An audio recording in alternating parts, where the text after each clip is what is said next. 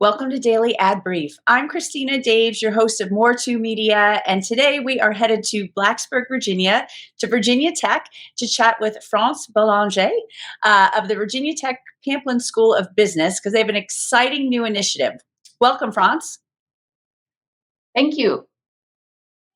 This is really exciting, and obviously I'm very involved at Virginia Tech, so I know a little bit about this. But let's tell our viewers all about Voices of Privacy. Absolutely. So, Voices of Privacy is an initiative where we're going to build a website and have video episodes about information privacy. And we're also going to put resources like news articles, how to videos, and just to highlight all of these issues with information privacy today, but also to talk about solutions so that everybody can get more knowledge about information privacy and then they can know how to protect their information on various platforms from the web to smartphones to your smartwatches or anything like that. And it's so important because we know that we really don't have any privacy anymore once you put your name into Google or put anything out there. So what led you to start this initiative? So both my co-lead, Donna Wertelich, and myself, we've taught, we've researched, we've written about information privacy for quite a while, like over 2 decades for me. And what we realize is people still don't understand what privacy is, and really they've kind of given up. Like you said, we don't have privacy, and so what we want to do is say, well, let's not give up and raise general awareness about all the privacy issues, but also some solutions, so that everybody can make informed decisions. Because the difference between security and privacy, in security, you have to use a strong password, for example. You're protecting the information. But in privacy, a lot of it has to do with making decisions about what to share, with whom, and or not share. And so there's this choice element, but we think people need to be educated about that. Oh, and I so agree with you. I actually sat in on one of Donna's lectures once, and I remember she talked about if you post your baby's birth announcement and it showed a little dot, and within months that just spread all over the world. Uh, so who is this for? Does it start when someone is born all the way through, or how do we go through this process?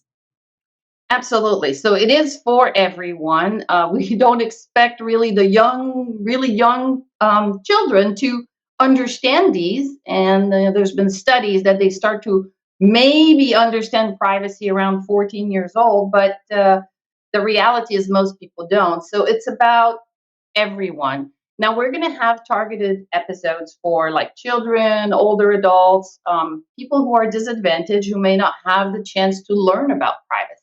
So we're going to have all of this, but it's really for the general public. Like everybody should be aware of all of the privacy issues, but also of the solutions. There are some tools or some things they can do to protect their information a little bit more. And all we want is not to say everything is bad. We want to say there are choices to be made, and you just need to be aware of what happens when you make those choices. So if you were to give our viewers one piece of advice to protect their privacy online, besides coming and watching all your episodes, but if there was just one thing that you could extrapolate over all your papers that you've written, all the videos that you've done, what's one thing we can do today to start protecting our privacy? Well, I think people need to research what they're going to be doing. And when I say research, I don't mean complex research like university level research, but to know how your information is going to be used. We know that nobody's going to read a privacy policy on a website because it's like 20 pages long. But maybe you need to know this company is known for sharing your information or not, or maybe they tell you clearly or not. One of the interesting examples, as you know, now you see on websites these things that appear at the bottom that say cookie settings, right? And that's because of the law in Europe. And so it's annoying. So people just say either accept all. And if you don't want to do that, you have to go, look, evaluate, then you confirm your choices.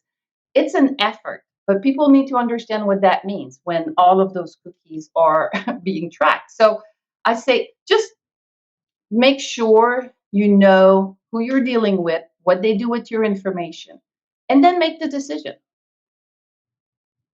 It's incredibly valuable information. I'm very excited for Voices of Privacy. We're going to have Donna on in a future episode to dive a little deeper. So thank you for joining us today, France. Absolutely. Thank you for having me. And I look forward to seeing my colleague talk more about Voices of Privacy. Wonderful. And to learn more about Voices of Privacy, head over to Daily Ad Brief. I'm Christina Daves, your host of More to Media, and I'll see you next time.